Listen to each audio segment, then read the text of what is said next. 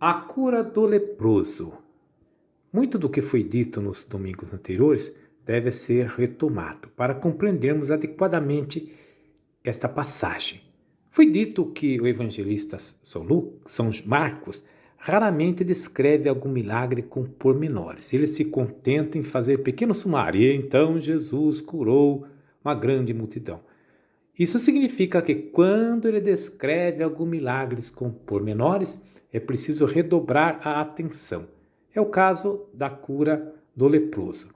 Convém também estar ciente que aquilo que é chamado lepra na Bíblia não é necessariamente a que nós entendemos por lepra hoje, que é hanseníase. Se trata de doenças de pele grave, onde a pessoa era expulsa do convívio social, era segregada. Não que naquela época tivesse a noção de contaminação por germes, bactérias, seja o que for, mas eles tinham uma compreensão de contaminação espiritual. A pessoa se tornava impuro e esse impuro podia contaminar. E a doença é sempre vista como castigo de Deus. Note só, no momento em que a pessoa mais precisa de ajuda é quando ela está doente, pois é justamente neste momento que a comunidade abandona a pessoa. Se trata de uma crueldade sem igual. Entrando no texto, podemos notar que o texto começa com uma transgressão do leproso. O leproso não podia se aproximar das pessoas. Eles andavam de longe gritando, impuro, impuro. E as pessoas então se comoviam e deixavam na beira da estrada alimentos, roupas. Mas aqui no texto o leproso chega perto de Jesus e de joelho ele pede. No original grego está escrito, se queres tem o poder de purificar. Minha tradução não é boa porque fala em curar-me. No grego não está escrito curar, está escrito purificar. E veja bem, isso é muito significativo porque o que mais causa sofrimento no doente não é a doença em si, mas a consequência dela. Ele é declarado impuro. Quer dizer que ele foi excluído de fazer parte daqueles que podem adorar a Deus. Ele está excluído da salvação.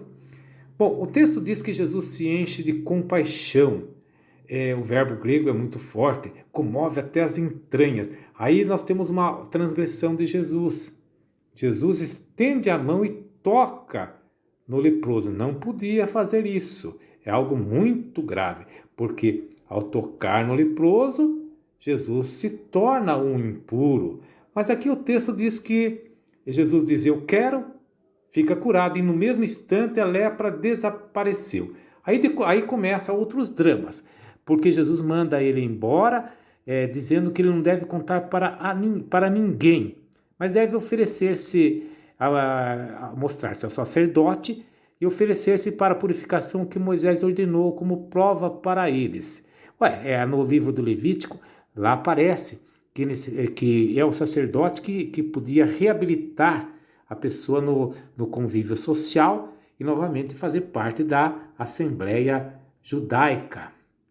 Mas as coisas não se dão bem, porque ele não faz isso, pelo contrário, ele começa a divulgar em alta bom som para todos os cantos, vamos dizer assim, o milagre que Jesus efetuou na sua vida.